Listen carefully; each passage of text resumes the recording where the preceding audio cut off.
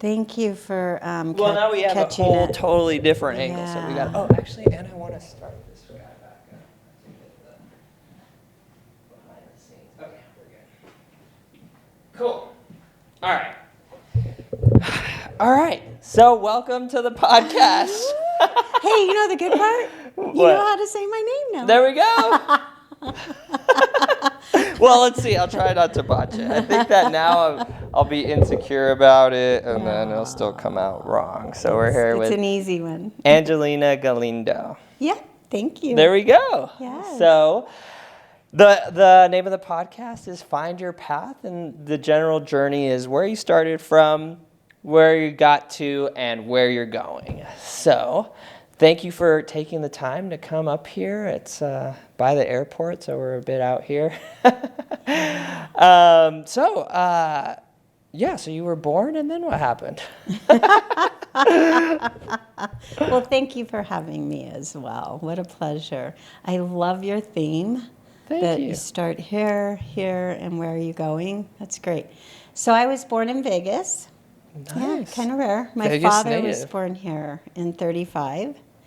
Wow. Yeah, and I have 2 adult children who are entrepreneurs and born in Vegas. Let's go. Now 4 grandbabies also born. So they're 4th generation. Wow, 4th generation Vegas babies. Yeah. So you've seen this town grow and develop and become what it is. And where do you think it's going? It's like seems to be expanding at a very rapid rate. Oh, I agree. Absolutely.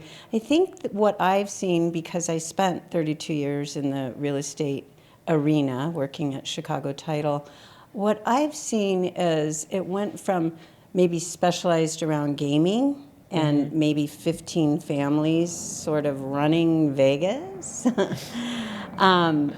to now there's so many other industries that have come in. Like, look at the sports capital of the world, right? Whoever thought about F1 or you know, the NFL or the stadiums, or I mean, it just goes on, and it's been beautiful to watch the expansion, the diversity. And you know, back in I don't know, even 10 or 20 years ago, like a busy night in Vegas was, you know, like a big boxing fight or, you know, one event. Now you could have a hockey game, a football game, and a fight all going on at the same time. It's insane. And you know who that appeals to are people that maybe, let's say California, right, 4 hours away, Arizona, is they can make a whole weekend out of it. Right. No longer are they just coming in for one event. Right. Right? Yeah. So, yeah. So back to the Angelina story. So you have a family, 4th generation Vegas natives. That's incredible. Yeah. So you mentioned you worked at Chicago Title. So yes. How did that come about? So when I was young, I was 12, and my father was diagnosed with cancer. He was very young. I think he was 37. Oh, wow, that is very young. Yeah, it was a traumatic time for my mother, obviously, and then there were 4 children. I was the second oldest, and so I thought, you know, high school's coming, and how can I contribute to the family? Right. And so I went to the job bank at Western High School. Little shout out. Western High School. I went to the job bank, and the classes that I had taken translated into the Chicago Title job. So that was like shorthand, typing, and fortunately I excelled at those. So I go to my first interview. My mom drives me because I didn't have a license. And I'll never forget, I sat down with who became a mentor, but at the time was frightening. I thought he was ancient. And he was smoking 2 cigarettes that were filterless Pall Malls, and there was tobacco in his teeth. It was just horrible. But he started asking me questions about my shorthand and typing and so forth. And then he said, "Are you going to go to college?" And I'm like, "Well, of course I'm going to go to college. I'm going to become a fighter pilot, right? I'm going to get a degree." And he goes, "Well, you can get out. We don't need you." No way. That's very brash. And he was very brash. And so I said, "Well, what do you mean?" And he said, "Well, if you give me 10 years, I will groom you into this position and you'll make more than doctors and lawyers, and you won't have the student debt. He was way ahead of his time. Right. So I stayed from the time I was 15 to 46. So Wow. 32 years I Oh stayed my in my goodness. first after-school job. Fortunately, I obviously had an innate gift around it. I was handling high net worth individuals in Las Vegas and large transactions such as the Sahara Hotel, the Golden Nugget, Mandalay Bay, Wow. the Rio. I'm trying to remember all of them. For 7 years, I worked on acquisition of the 215 when it was being built. Wow. I remember when the 215 came about. Thank God, right? Yeah. And they used to have the stop lights, and before it, I think it wasn't even connected. It was just You're right. blocks. So Yeah. that's that's as far as back as I remember. Super interesting first career. Yeah. Yeah. So that turns out to be like a major blessing. You're able to spend a career there. And what were some of the biggest adversities you faced in that career? You know, I would definitely say being young. Because I started at 15, by the time I was 24, I was 10 years in. I was managing 40-year-olds. And I hope that this has changed today, but also being a young woman in a very male-dominated industry, there was definitely misogynistic behavior, you know? Yeah. So I navigated my way through that. I did. Yeah. And yeah, those were the challenges. The challenges weren't necessarily the deal. The deal excites me today. Right. I mean, I love real estate, right? Particularly large deals. It's like putting a puzzle together, you know, but you're never given the picture. You're just given the pieces. So you have to come up with the picture. Yes. The frame. Yes. And how it's going to work. That's awesome. It's a masterpiece. So you've created multiple masterpieces. What is your favorite masterpiece that you've come to create? Well, you know, after I retired in 2008, I easily could have jumped back into another career. And I had a peer group. So if we fast forward today, I lead a peer group, but I was in a peer group at 40. And I will never forget one of my peers. I call her Surfer Girl, beautiful blonde surfer. She lived in two places near the beach in Vegas, running a business here. And she looked me in the eye and she said, "Go become a mermaid. You can always go back to work behind a desk." And I remember I thought, I'm going to be a mermaid. And I already had my scuba diving in place. You know, I was already shooting underwater professionally. Wow. So I dove in. I mean, I just traveled the world for 8 years. Wow. Formed 4 businesses around scuba diving. Wow. Became the highest level instructor, was in Mandalay Bay with the Shark Tank for 10 years in full chain mill and an underwater 38-pound camera. No way. Yeah.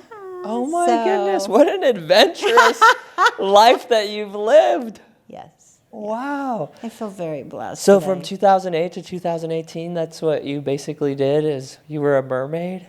I was a mermaid. What, all around the world? Yeah. What's been your favorite destination? You know, it remains my favorite for a number of reasons, but it's the Indo-Pacific because the biodiversity is so great. So I photographed a pygmy seahorse, which is only as big as a grain of rice. Wow. Right? It's Only like as big this as a big. grain of rice. And they happen to be next to each other, which was a catch. And then on that same dive trip, where you do about 20 dives in 10 days or so, there were mantas that would be half as big as, I don't know, like bigger than a car. So you could film these mantas and you could film a pygmy seahorse. Wow. Yeah. That's a prolific environment. Yes, yes. And the ocean has so much to teach us. Well, I'm sure. Yeah. I mean, yeah, just your environment in general. You could learn so much. So especially in such a diverse, secluded space, I'm sure there's a ton of information that you could intake and attach meaning to that can help you benefit in your life. Yeah, there's a book in me that has been brewing for a long time, but it's finally coming to fruition in so much as now that I lead a group of leaders and have been doing that for 10 years, I see where diving, and I'm just not talking about recreational diving, but I'm kind of an extreme diver, how those lessons really play into leadership, you know, because Mother Nature's Mother Nature. The deep blue seas are the most powerful force on earth. And you're immersing yourself in it, you know? So it's like business, so. Yeah. Wow, you could really...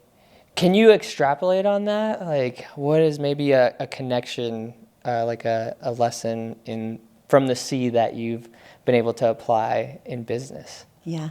Well, for sure, when I teach diving, generally, let's say you are my student, you show up and you have a passion. You want to dive. You just don't, it's not casual, right? Okay, yeah, so they're more... And I think that's true for entrepreneurs. Generally, entrepreneurs are driven by passion and grit and tenacity and commitment, and I'm going to do this and it's going to work, right? Same thing with scuba, right? If somebody doesn't have that, I would ask them not to dive. Well, I would ask them to choose another instructor. Yeah, it's only happened a couple times over the years, but I would just say maybe I'm not for you because you do have to have that passion. Wow, to get through. Is it just like dangerous or like what? Well, that's what I was going to say is the reason for the passion is it is not dangerous. Recreational scuba diving, there's more accidents than bowling. I don't know who made up that statistic, but however, you are wearing life-saving gear, so it's not golf. It's not a day out on the golf course, right? It can be, you know, utilizing your life-saving gear. Well, I think the same thing in business. When you asked me for the parallel is setting yourself up for success as an entrepreneur is so important. You can't just have the passion. Now you have to start learning the skills to be successful. Yeah. And same thing in scuba, right? So building, let's say, first thing, breathing underwater, right? Yeah. Putting the regulator in your mouth and actually understanding. Well, same thing in business, right? Is laying the foundation for success in the 4 quadrants of business. What are those? The 4 quadrants of business. I like to keep things simple as an executive coach. Number 1, well, there isn't any order actually. But they're all number 1, Tim I was Grover. just going to say, but there's only 4, thank goodness. So accounting and finance, anything to do with raising capital, your books, accounting, revenue, right? And the next one is operations, right? Processes, procedures. The third one is sales, marketing, and branding, all in one, right? Those 3. And then the 4th one, do you know what it is? No, I'm just soaking everything in. So I'm, wow. The 4th one is people, culture, talent, right? HR, right? So those 4 quadrants, if you can think of them intersecting in the middle, when you put a circle in the middle, we now have technology that is being, whether you like it or not, infiltrating every one of those quadrants. You know, how are you keeping up as a business owner with the latest in HR, in sales, in operations, and in finance? Yeah. And I can share with you as an executive coach, working with CEOs, business owners, that the number 1 quadrant I spend most of the time in, because I do 90-minute sessions. Which one do you think it is? People? Really? Bingo. You're so good. Well, that seems like what would have the most volatility in it. People are complex. Yeah. Yeah. Yep. So managing or just dealing with people in every facet, motivating them, impacting them. Or... Absolutely. I think what happens again, right? You have somebody that loves whatever business you want to say, the beauty business. Let's say you have somebody that loves the beauty business and isn't necessarily skilled or taught the skills to have a courageous conversation, right? To coach and counsel others for their greatness, right? To inspire others. How do you do that? To make adjustments, corrections in behavior. How do you do that? You know? Right. So, yeah, sometimes I think that we aren't, unfortunately, as a society, given enough of those skills, even for raising kids. You said you have a little one.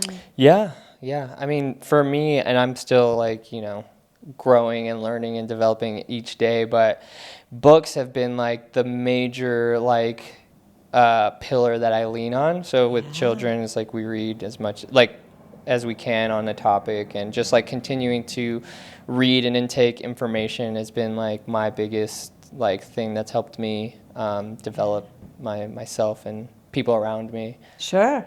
So, just self-development, I guess, in general. And I make I don't have a massive team or anything. I have like 11 people that work with us, but I really incentivize them to read and like go through courses and certain things, just because I feel like we can't deliver the best to our clients if we're not at our best. And if our people aren't at our best, then it's impossible for us to deliver the best. So we have to continue to develop ourselves. Yeah. To deliver the best possible service. Well, great job. Well, Great I'm job. just a rookie. Because it all starts exactly where you said, which is self-development. Yeah. And then making sure that your team has that opportunity to expose all their greatness as well, right? Yeah. And then it's your vibe attracts your tribe. So now your energy infiltrates your team, right? And creates a culture. Mandatory. Yeah. 100%. So okay, so we got off the road, we're way out on the deep end, but I love it. So you retired from an extremely successful career. You were a mermaid for 10 years, and then you developed and now lead a peer group. When did you start doing that, and how did you kind of go about that? I would say that the beginning of becoming an executive coach and facilitator / consultant was I'm trying to remember it was 2012, and it had to do with my spiritual path. So I wouldn't say I have a religious path. I have a spiritual path that works for me. Belief in a higher power, belief in the law of reciprocity, 100%. energy, 100%. right? So what I did is I decided, since I didn't get to go to university because I stayed with the first career, I thought that I would go ahead and go through a 4-year course to become a spiritual practitioner. Oh, wow. And in this 4-year course, the best way I could explain it is there was an emotional excavation. So it was almost like they flip your head open and go in and scoop out the guts, right, of all of what needs to be released and let go. And then the ability to sit with others, the ability to hold space for others, right? Which you do. You do innately. Wonderful you. Thank you. And then to ask great questions, right? To be truly interested in other people. To be able to empathize when someone's hurting. Yeah. Add some comfort and support. Those things, I think, are learned, or we can at least sharpen those skills. Yeah. And of course, in this university course, it was spiritually driven, so there was a lot of prayer work, meditation, spiritual mind treatment, working with different frequencies. I love it. That's what I'm all about. Exactly. So I meditate an hour a day. I never miss. When life gets messy, I meditate more. Yeah. So I just wanted to kind of like piggyback off what you said. For me, I have a very like masculine culture. Like we're very like push forward, aggressive, get stuff done. And at home with my wife, something I need to be better at is like being more open and empathetic and relatable to the struggles that she wants to communicate and stuff like that. So although thank you for the compliment, I am getting better. I'm still a rookie. I got a long way to go. Yeah. So, But you're aware. yeah. That's the first step. Yeah. Right? And I believe, we all have the masculine in us. I do. I raised 2 children completely alone. Their father walked out at 1 years old, terminated parental rights. So I had to be masculine to be able to fill the role of a father and a mother. So we all have both energies in us, the masculine and the feminine. Right. And I think the power in an individual is when they know this and they're able to embrace both and seamlessly shift back and forth, you know? Right. So like you said, when you enter your home, probably more of the nurturing feminine side Right. is welcome, but I would imagine that masculine side is needed too, you know? So I'll share a funny story with you. Just a few, like maybe 2 or 3 weeks ago, I got like an inquiry to film like a company event. And typically I don't, I have videographers that go and film, but this was a client that I've worked with for a long time, and I missed their sales team. I haven't seen them. So I was like, you know what, I'll go out and film it.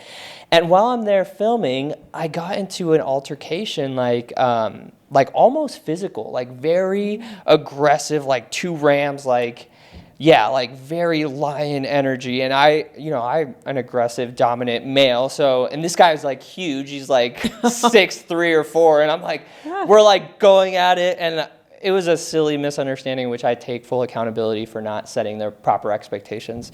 So I get home, and it's my wife's like feminine time of the month, and she's like just almost hysterical, right? Like like just pouring it like out on me, like crying. And I'm like, went from like hard, like, lion energy to like, she's now like crying and pouring it out to me. It was just like the polar opposites.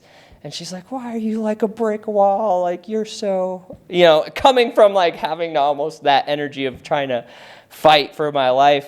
So then we talked about it and like worked through that whole situation, and it like turned out to be very positive. But it was just like the emotional dexterity that I had to face in that moment was almost like extremes. And that was something that I was able to kind of like draw from, like, wow, I'm like my very powerful masculine to a very powerful feminine, and switch it in like an hour. Like it was literally probably 30-40 minutes, which was very intense emotionally for me. I'm sure. Thanks for sharing that. Of course. I don't know That if it added happens any more value. than you know. Yeah. I mean, we're expected in our fast-paced world to do things like that, Right. just use the gear shift and shift gears, like, right? Yeah. But what was key when you were sharing that is when you said, but we were able to talk about it. Yeah. We're able to. Just think if you weren't able, then there would have been. Yeah, not any good, right? And what you said too, it's important to hold space. So I had to open up my heart and like hold the space for her to like share what she wanted to share with me. And then when it was, that was resolved, I was able to then communicate what I had just gone through. And then it was very understanding on both sides. So I'm fortunate to have a good life partner that we're compatible for each other. I'm sure none of us are, Right. perfect. Yeah, but I think you're doing the number one thing, and that is courageous conversations. That's for great. sure. And then Einstein, of course, said Love Einstein. that that the ability to change is the sign of intelligence. Wow. And what you did is you made a drastic change, right? From here, like you said, fight or flight, which comes from the amygdala, right? To a nurturing, what I would say comes from the heart, right? You had to go from here to here. That's our world, though, right? Yeah, and there's so much stimulation that caused that, and like, it doesn't have to be as dramatic as that, but if you're like in a car and then you become angry in the car and then you come home and your wife has a similar, wants to share, and then that creates, like what you're saying, if it's not communicated, it could create an eruption or a lot of friction, and absolutely. that could lead to discomfort. Well, yeah, and then you have kids in the Right. picture, because kids feel everything. They're like Right. little puppies, they're still innocent and raw, so their little sensor systems are on high. Yeah. Yeah.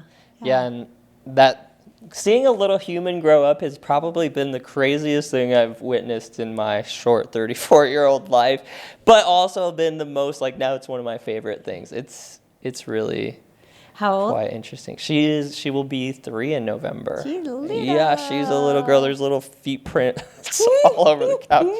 I'm like, okay, I gotta wipe those. Gotta take pictures before you wipe them off. I know.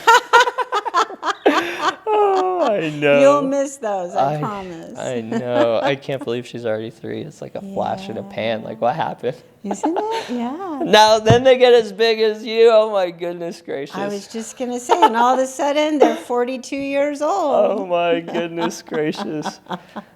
Yeah, but then you get grandbabies. Yeah, and then it's all over again. It's the best. Oh, yeah, we're still trying to decide if we're going to have more children. I don't know. I was going to ask that, yeah. It's so, like, she's an entrepreneur and I'm an entrepreneur, and it's hard to balance, you know. It's actually became a huge blessing because I had to systemize my operations more to be able to be involved with her, because Judy, my wife, was a big part of the business before the baby, and then she completely walked away, so we had to replace her. And then not only that, now I needed to be replaced as well to be there for them. So then it was a very turbulent, like, first year, but thank goodness that happened, because I probably wouldn't have stepped into more of a leadership role than before. And so it was a huge blessing. So that being said, it's still, like, I'm fortunate and very grateful that I'm able to have a lot of time flexibility to spend with them. But then adding another child in the mix, I feel like is just going to demand more time. And I'm still very passionate and active in growth of our, you know, enterprise. So it's like, I don't know, because I grew up with parents not being there. So one of my biggest desires is to be there for the children and be there for all the moments. And so, like, is there a balance? What is your advice? You're an executive coach. You know, I lived it. I lived what you're doing. And I did have 2 children, and I can tell you it's not more work. No? A second child, I think, creates, they become a little team. They play with each other. They nurture each other. They learn real life lessons from each other that maybe an only child wouldn't. Right. You know? You're already doing it. You're already doing it successfully. So adding one more. I'm not saying 4 more, but one more. One more. Yeah. And you know, you'll be so grateful when they're grown and instrumental in your life and helping you, like my children, my adult children help me. Wow. And so, yeah, I'm a believer in more children. Not the only child syndrome. Yeah. No, I think, well, and my wife, like, we talk about it, but, you know, we still have all the bassinets and all this stuff. So I'm like, well, if we're not going to have another baby, what are we doing with this stuff? So I think there is a subconscious level that it'll happen eventually. Sure. I think we finally got to a place where she can do stuff. So now it's like going back, right? Go back around. Now you have a helper. Like, go get the diapers. Go hold your brother or sister while they're crying so that you can get stuff done. Yeah, that's true. Yeah, that's true. And I'm sure she would appreciate it too. We just had my brother-in-law just had a daughter, so now she's all excited about seeing her. She's in Japan, unfortunately, so we have to go. We have to go in December, but it's an amazing place. Yeah, suddenly your 3-year-old becomes mature when there's a baby around. Yeah, you know? now she's a grown-up kid. So funny. But okay, so you're an executive coach. What does the future look like? What are you excited about? What are you passionate about nowadays? What happened was I went through the spiritual pathway, right? And I thought I'll just go ahead and become a reverend because I've just again dove into that. Whenever I do anything, it's about 1,000%. Yeah. So I actually had, I think it was lunch, but I had lunch with a dear friend who is a facilitator of peer groups. And she said, why don't you become a facilitator of a peer group? And I said, why? She said, because you have 45 years in business. Yeah. Varied businesses, right? Right. Scuba diving, real estate, photography, you name it. and you have 40 years in the spiritual world. Mm. And believe it or not, when you sit at a table with 16 CEOs, you're really sitting at a table with 16 human beings who are in about 3% of the population in the world that are responsible for themselves, their families, the business, their clients, all of their team, all of their team's families, all of the vendors. I mean, the influence is Right. so large. Like we can literally, and we do this exercise periodically, we can literally go around the table and say, how many do you believe you're responsible for? And they'll say, like you did, I only have 11 team members. No, you don't. I Yeah. would challenge that your impact and your influence is so large. Yeah, I was thinking that when you're saying it's like not only 16 people, you're influencing maybe potentially hundreds of people. Absolutely, Yeah. absolutely. So I went ahead and took the challenge and created my own business and called it the CEO Tribe. So to qualify to be in the tribe, you're running a business, right? And have the desire to be challenged, held accountable, and we'll sit at a table, and it's a very confidential table without competitors, and share your wisdom, share your experience, and yet be open to doubling revenues, tripling revenues, working less Yeah. instead of more. That's amazing. Yeah. Yeah, and I think a lot of those things that like the reasons why people don't do that triple double revenue is that like the limiting beliefs that are deeply subconscious level that you aren't aware of until somebody can hold you accountable and kind of like see. And I mean, I have those conversations with my teams. Like my graphic designer, he wants to buy a house or whatever, and he's got some money saved up. But we work through it, and then he's like, "You're valid, everything you said." But, and then when you hear the but, that's the like the blockage, right? Like that's the energetic blockage that's preventing it. So like I could triple my revenues, but that means that there's Right. that block, and like uncovering the blockages is Right. probably a lot more helpful with a tribe. It is. You know, it's one thing as an executive coach to spend time with you. Like I coached legal today. I had in the legal profession a 90-minute session. And it's one thing for me to be able to have those intimate conversations around business, health, and personal, and to be able to see what may be holding that person back. Like you said, self-limiting beliefs.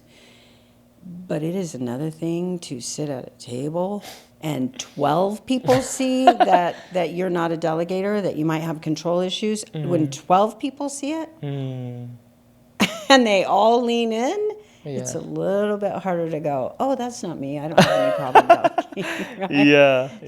Yeah, it's kind of like the train is coming. Yeah. It's super helpful. Yeah. You know, it speeds up the process as a CEO because it can be very lonely at the top. I'm sure you've experienced that. Well, I'm fortunate that I have my wife, and I mean, Very fortunate. that's helpful, and connect with, I have mentors as well, and that I'm grateful for that. And it's funny because one of my first mentor, his name is Roy Zalek. He owns a company called Gold and Beyond and just a ton of real estate, right by the Sahara, actually. And he's a Jewish guy, and he would just tell me things that would be like, oh, it's easy. All you have to do is this and this and this, and you can make like, 2-3 million, no problem.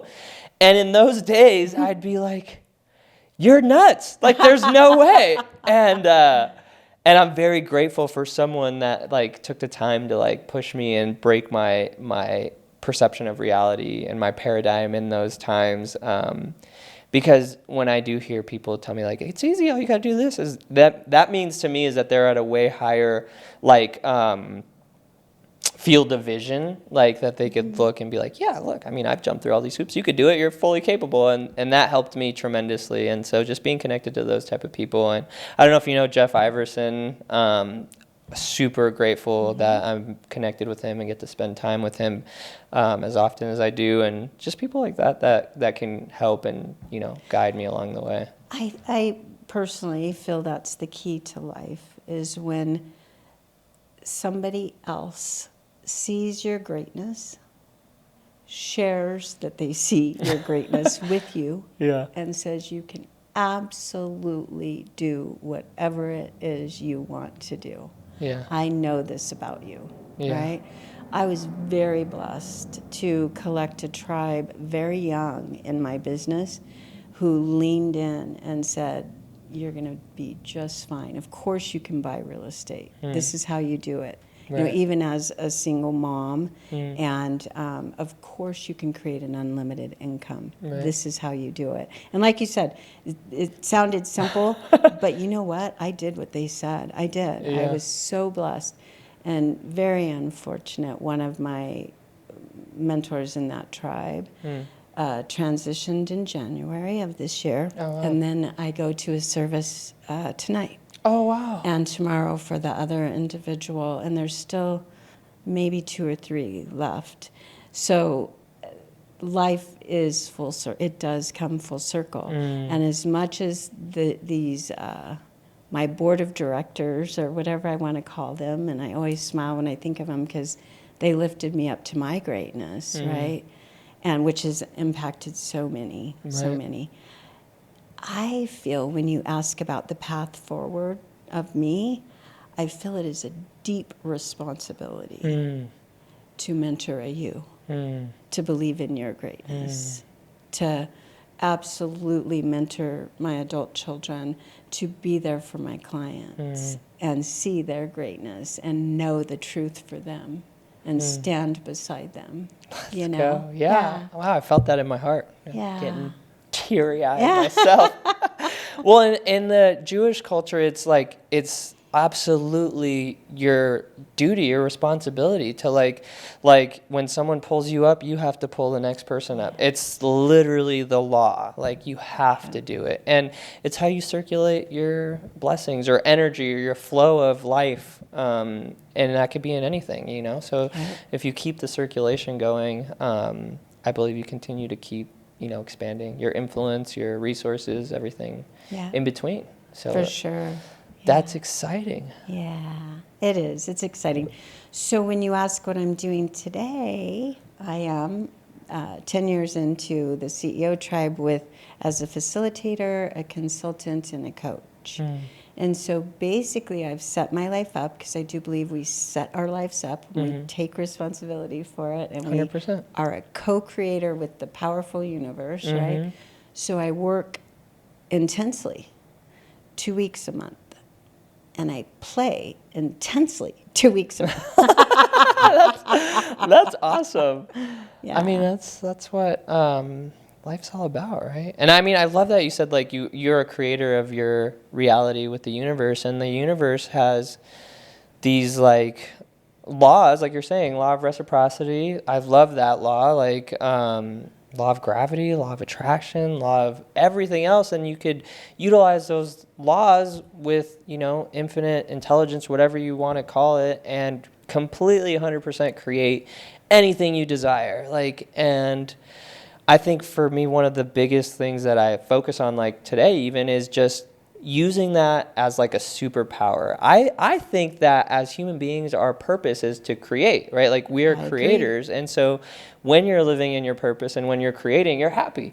And so, and I don't think that ever stops. You just create the next thing and the next thing, and then you continue to create. So with the universe, and that's why I'm so passionate about learning, like, the laws and the, you know, how the universe works, so that you can use it to create your reality and continue to keep expanding, so that you can help people and influence people and just make a positive impact in life, you know? So Live a joyous life, right? Yeah. 100%. Yeah.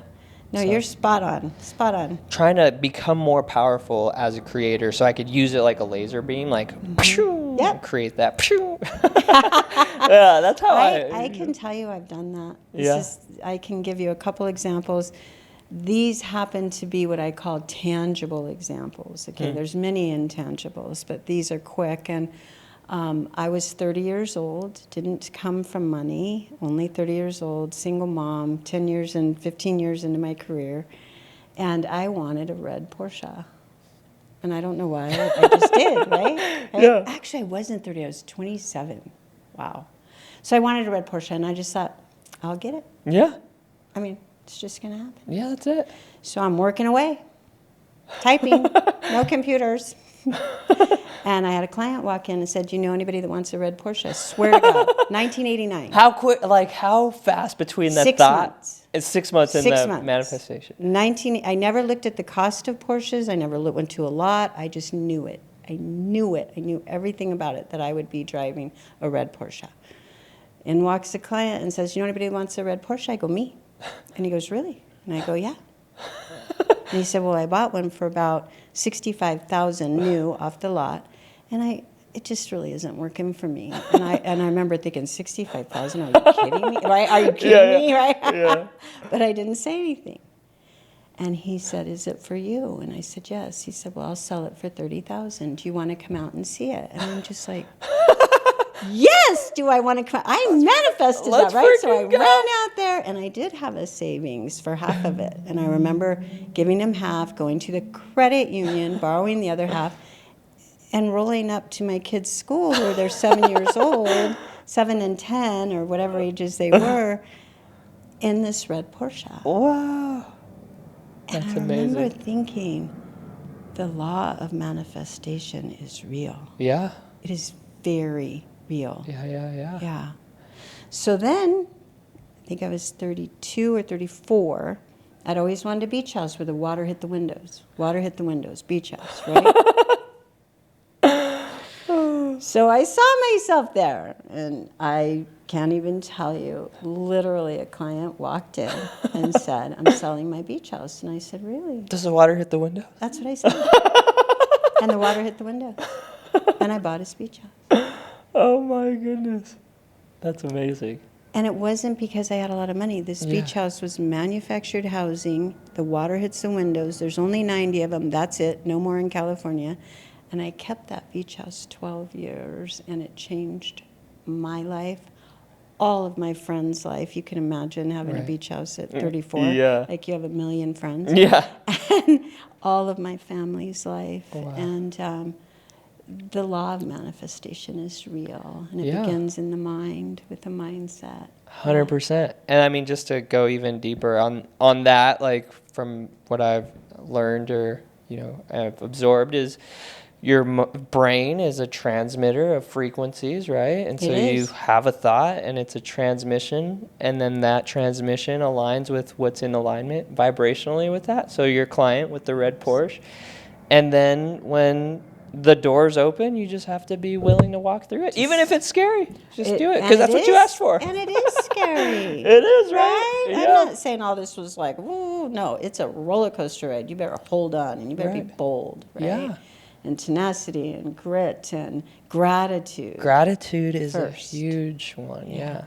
I mean, like, this space was a freaking total, I wasn't supposed to have it, and then somehow it, like, landed in my life, and so, like, somehow I'm supposed to have this, and it allowed me to have this conversation with you, and I'm extremely grateful for that, because I think the value that you've provided for me is 100 million more X times than what I could provide for you. So I'm infinitely grateful for that. So, and I believe the opposite. That you filled my cup. You have filled my cup. Absolutely. I love seeing young people see the light so young, right? That it starts with awareness and connection and relationship and gratitude and giving back. And so I read this book called The Gap and the Gain, and it talks about measuring versus the gain instead of the gap, and the gap is measuring versus an ideal. So like an ideal for me is like I wish I would have started self-development when I was like 18 years old, right? Like some of these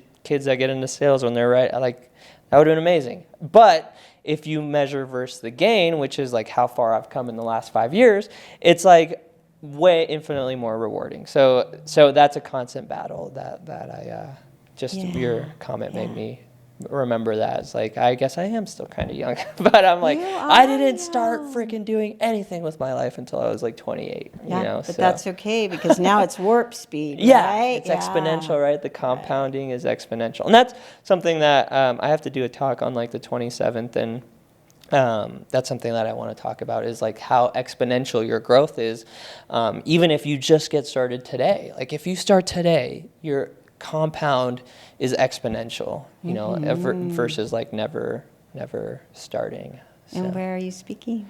It's for this. My friend has like a peer group. He's a fitness.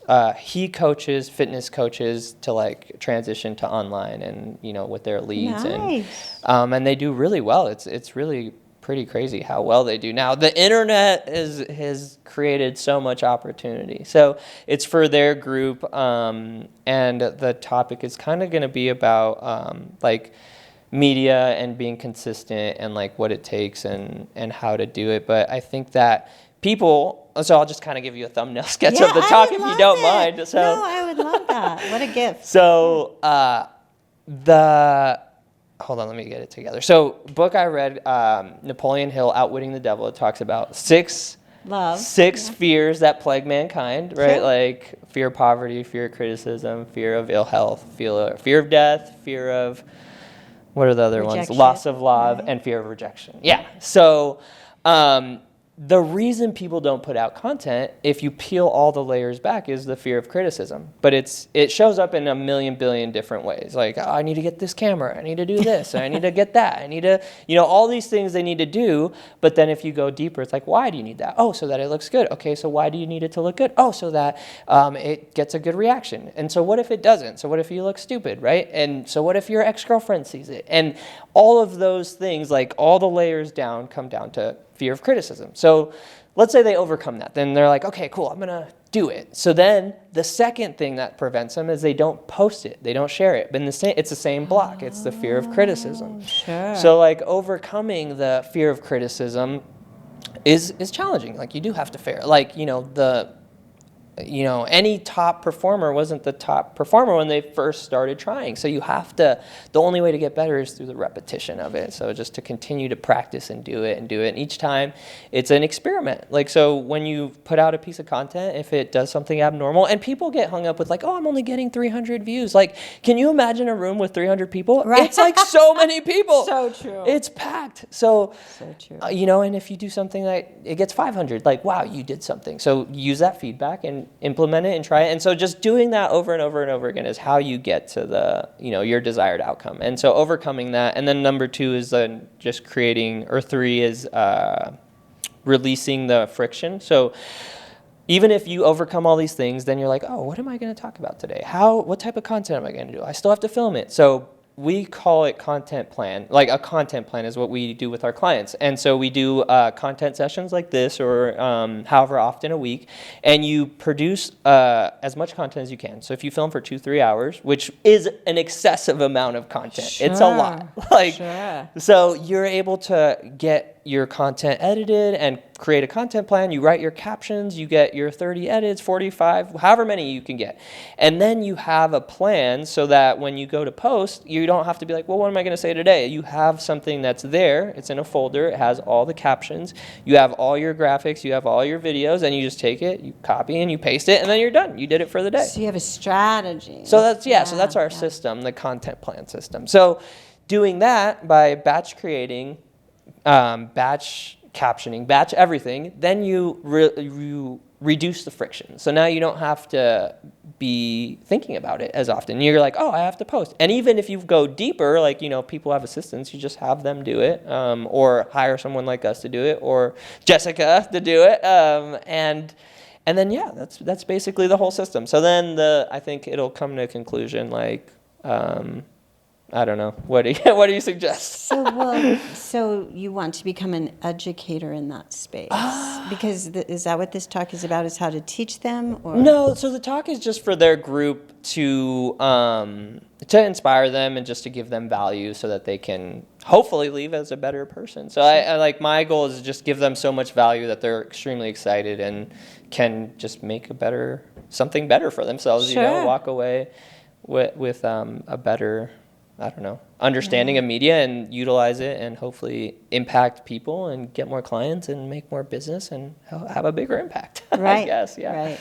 Yeah. And another thing, I'm just spitballing because before you came, I was like trying to record it and like trying to just brain dump everything that I wanted to put in it. Another thing I want to talk about is Atomic Habits, where he talks about do you know about that book? Identity-based change. So you have to change your identity to become the type of person that puts out content that impacts hundreds of thousands of people online. So somehow I'll connect that, and then final pitch will be like, I have a podcast studio. You should come record your first free hour, and then you could use that to make your content plan. So that's how it'll conclude. Excellent. Yeah. think. And you know what you do? You have a gift because you're easy to listen to. You speak well. Oh, thank you. Yeah, you do. You are so kind, because maybe I'm very hard on myself, but I think that that's something I need to improve on. Yeah. But No, you do. You have a presence, and it translates, because I did. I was able to watch you on your social while I was driving. No, just kidding. hopefully on autopilot with the Tesla. But I recognized it right away, and that's a gift, and we're supposed to share our gifts, so you're doing it, right? Right. Well, I'm, again, beyond grateful that you came here, because I feel like you have a gift.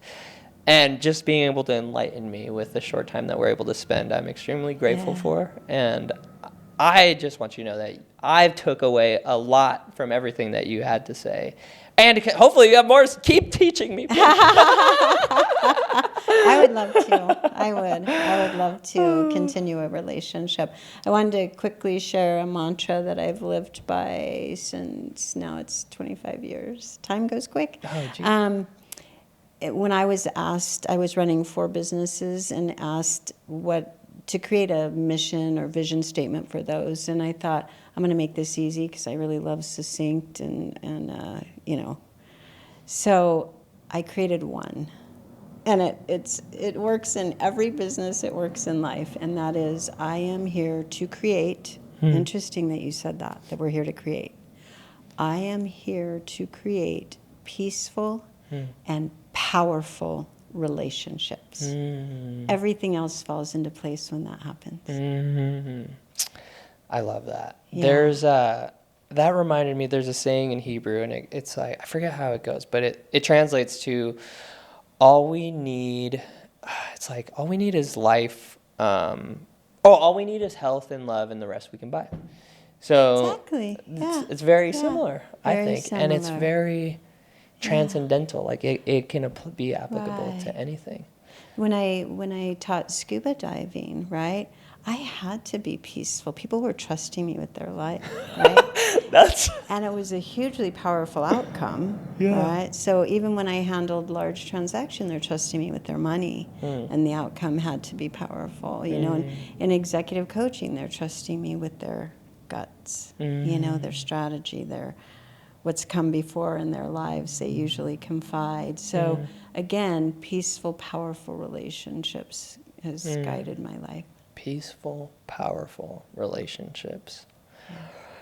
I like the peaceful part, because I've heard the powerful, but creating peace and powerful relationships, then you could sleep well at night, opposed to having like a powerful relationship that keeps you up at night. And they really can be married. I think that in society we don't talk enough about being able to be joyous and unfortunately have a tragic event happen and be sad as well. Sometimes we think we have to be either or, but peaceful and powerful work together. And how would you say, how can you be in alignment with people that will bring you peace and power? Is there a method to screen people? Because I'm sure people run into relationships and they may think that they are going to be that, and maybe they become not that. Yeah. I don't know. That was a very deep question. I would say that, just as you have stated several times, we are energy, right? We attract.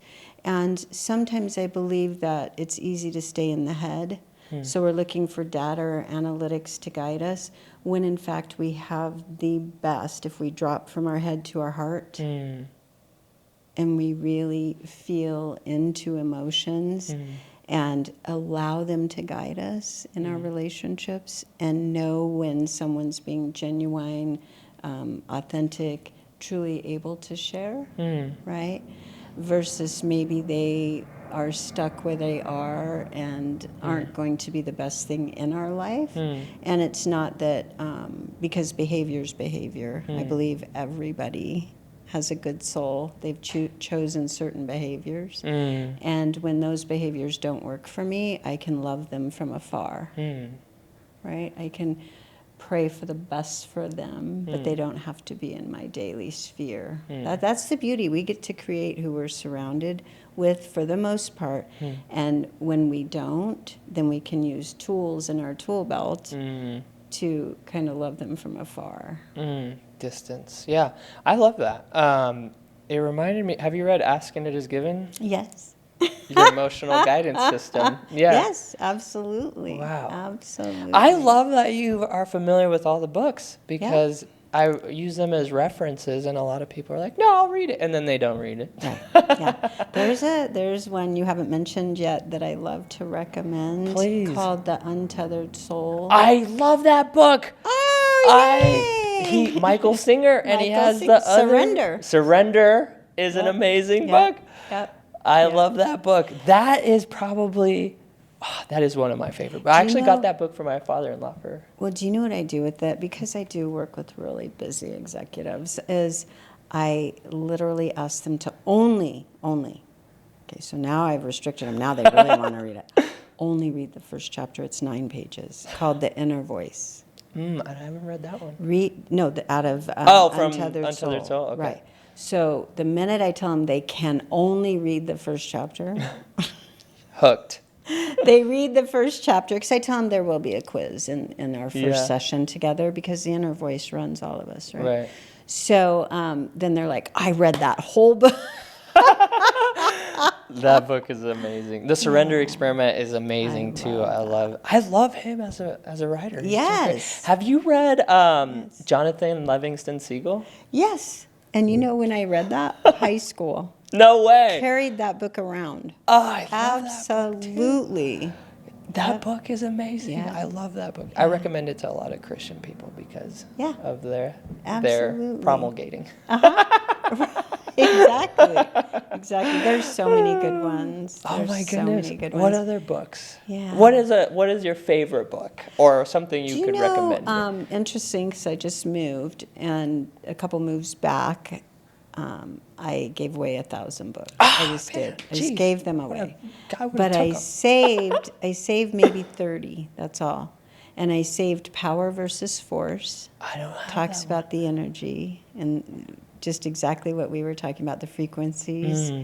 How, believe it or not, anger registers on the frequency higher than shame. Shame is the lowest frequency and results in suicide. Wow. So when you really think about this, it makes sense, right? When you shame someone. So anyway, Power versus Force, The Power of Now, Eckhart Tolle. I love that one. Yeah. That's a good one. Second Mountain, David Brooks. You're not ready for Second Mountain. That's usually about 40, when you're 40 years old. Because you've climbed the first mountain, now you're looking at the second mountain. But you might already be there. That's a good one for you. All books are valuable, 100%. I do too. So and I think they hit you differently depending on where you're at in life. Yeah. No, I think that could be for a second child. Yes, exactly. Yeah. One of the things I'm most proud of is my library. I have a vision of I don't have this house yet, but in this house, I'm just going to have one of those libraries that are floor to ceiling with the ladders, and you just move it around. It's just like a reading den, and it's very velvety, and just all the books I've ever read, and I'll be like, this is my library. I don't know when I will have wonderful. that. You will have it. Yeah, I know I'll have it. Just I haven't read that many books yet. And when you have it, you must call me so that we can hang out, and I will say, you manifested this big wall. I know. I'm very grateful for that wall. Yeah. Right, hopefully it's 2 walls. It's this wall and that wall. And maybe a third wall. And you slide the ladder. Yeah, and you move it. And I'll be I have the book for that. Oh my goodness. Oh, what book are you currently reading? You know, I'm in a deep one, and it is the myth of normal. Have you heard of it? No. One of the foremost trauma doctors today is Gabor Mate, and it deals a lot with mental health and the trauma that for years we didn't speak of in our country, and now things are starting to unfold, and we're thinking, we're speaking about it, and fortunately, I think there is more awareness around mental health and how trauma affects us, and so the myth of normal, it is this thick, so that's a tough one. Yeah, some of those are hard to read, but those are extremely valuable too. And with books that are like that, I listen to the audio if I can, and also read it simultaneously, and that kind of helps me consume it better, especially the hard. There's I don't know if I brought it here. It's like The Secret Teachings of All Time or something like that. Have you read that one?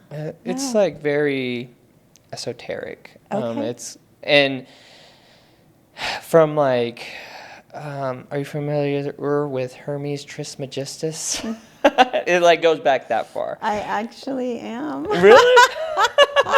That was a long time ago too, though. That was probably in my 20s. Really? Yeah. It's a very old book. Yeah. Well, Hermes. Anyways, it's like it's like The Secret Teachings of All Time, and it like is very like it talks about like channelings, like Ra and like Hermes and like all these different things. It's very books like that one particularly. It's almost like coded. Like every other word, I have to like dictionary. I'm like, okay, what does this mean? And so that one was hard to read, and it's very. I don't know. I probably wouldn't recommend it, but it's. Right. I don't know. It's one of those esoteric thought expansion. I don't know. I guess if you wanted to read it. For sure. I was just gonna say, I think that an avid reader is probably one of the most interesting people on the planet. Wow, really? When you meet somebody and they say, I'm an avid reader, I'm like, oh, I can't wait to talk to you. Because think about it, right? Yeah. I mean, it exposes us to things that we can go places. Right. I mean, we can go to, I'm trying to remember some of them, the Antarctic, where they remember the ship Shackleton, where the ship was wrecked and they started having to eat each other. I mean, where else could you go there? Right? Yeah. I mean, it's just wild, right? Yeah. It is. So I have a routine or ritual or whatever. I read every night, typically for an hour. And I don't watch TV. My movie night is Friday night, so I get to watch TV Friday nights, and then sometimes if I'm like binging, I'll like go on to Saturday night. But Sunday night is when I have to get back to reading, and it's always like when you break your habit or when you indulge and you're like, I don't want to go back to school or whatever, like that energy, right? I don't want to go back to doing this, such a drag. And then once I make myself sit down and I start reading, I'm like, oh, I love this. Why was I like, so hesitant about it? So I enjoy it. Practice. Yeah, good for you. It's like I said, it's one of that's what I lean on the most to expand my mind. And I didn't start adamantly reading until maybe 2018, which I wish I would have started sooner, right? But I still have my whole life to go. Well, yeah, and you have a little one that you can start reading with and to, and She loves books. Yeah, she loves books. Do you know there's a story that involves the two grown kids of mine now, Jessica and Josh, and we went to San Francisco on a trip, stayed at the W, very hip, cool place, right? And I think they were maybe 17-ish, 18-ish, so they weren't kids. And we went to Alcatraz, and I bought a book written by I think he's one of three people to escape. Wow. His name's Whitey, nickname. And on that trip, in a hotel room in San Francisco, two teenagers and I laid down and I read out loud the first chapter, and then the next night, Jessica would read the next chapter, and then Josh would read the next chapter, and all of us remember that trip because of reading. I've taken him to San Francisco before, but because we laid together and read a book together. Wow. Yeah. That's incredible. So profound experiences await you with your daughter. Yeah, that's incredible. She loves books. We're big. We have one TV and it's in the living room and it's like a 32-inch TV from like 2013. It's like not what we do. So like, reading books is Good for you. Yeah. incredible. Mostly, my wife is the one that changed my life, honestly. So I wouldn't have, I love still film and production and movies and stuff of that nature, but she really is the one that is responsible for, I think, any level of success. I think all I had was tenacity and grit, and then she added the rest. And how long have you been together? Not long, like I think 6 years or going on 7, almost 7 years.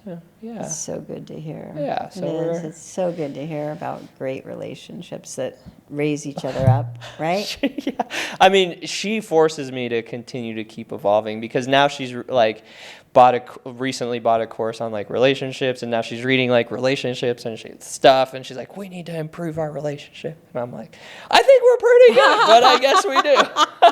So now I'm like in the doghouse for no reason. Like just. Is it Gottman?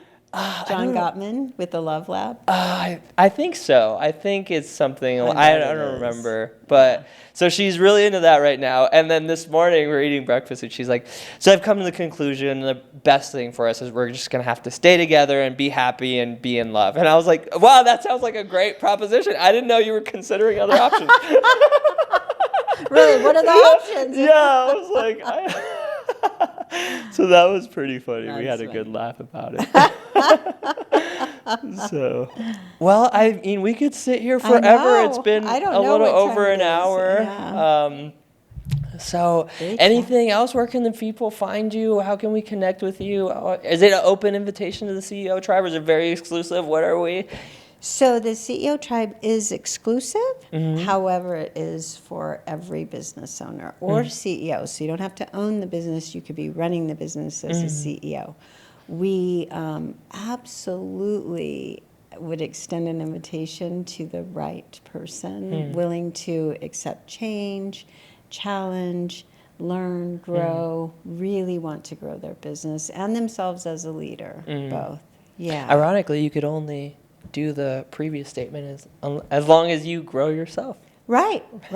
Well, I can tell you, I sit with a business owner long enough. I can tell you what challenges they're experiencing in their business, because it's the same challenges they're experiencing themselves, right? Have you ever sat with someone, they say, oh, I have this team and they're not accountable. And it's like, well, are you? Yeah. Are you holding them accountable? Yeah, right? Are you holding yourself accountable? Right, yeah. Exactly. Yeah. Yeah. So we have a strong social media presence, and it's under the CEO Tribe.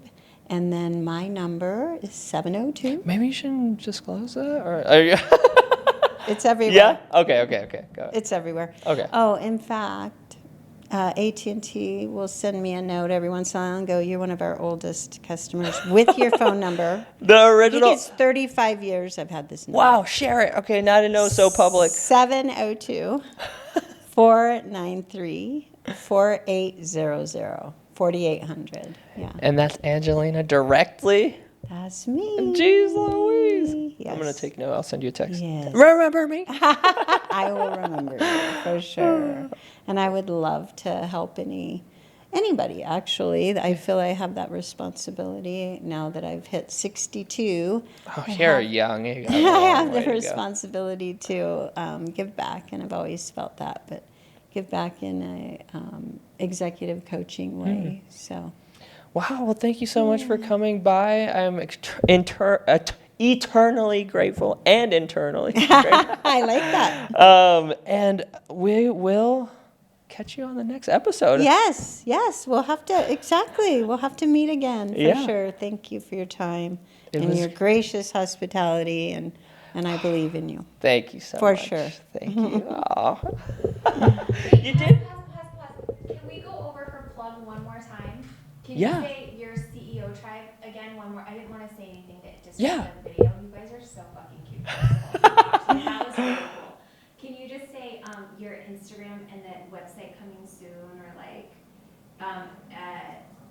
or maybe emphasize how they get a hold of you if they want to join the tribe, because there are slots available. Yeah, for sure. Okay.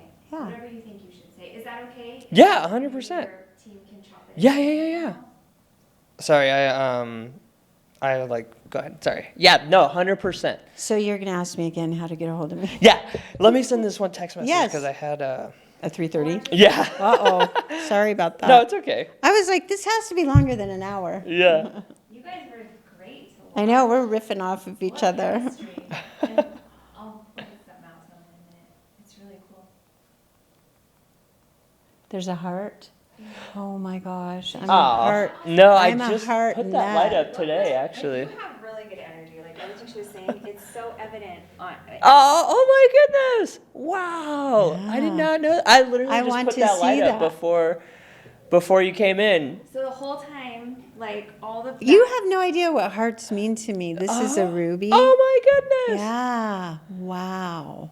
But the whole time I was collect shooting, them, everything. It's a heart. Oh my Isn't that goodness, wild? that is insane. Yeah, I Look at had. you manifest Talk that. You about manifested a lot of love. meant to meet. Aw. Exactly. Thank you, Jessica. You brought us together. Yeah, you're Well, the real Miss hero. Branded. That's to connect. There you go. Yeah. Yeah, so tell Okay. people, like, okay, so do you know your new Instagram? I just scored. The.ceo.tribe. Yeah. Perfect. Okay, cool. From the top. So, where can the people find you? Well, I am everywhere. No, my Instagram handle is the.ceo.tribe. So reach out there. Perfect. You can absolutely reach out on LinkedIn, Angelina Galindo, or seriously, call me. The number? Call me, text me, and we will definitely chat. And that is 702-493-4800. And I would love to hear from you and inspire you and stand by you in your greatness.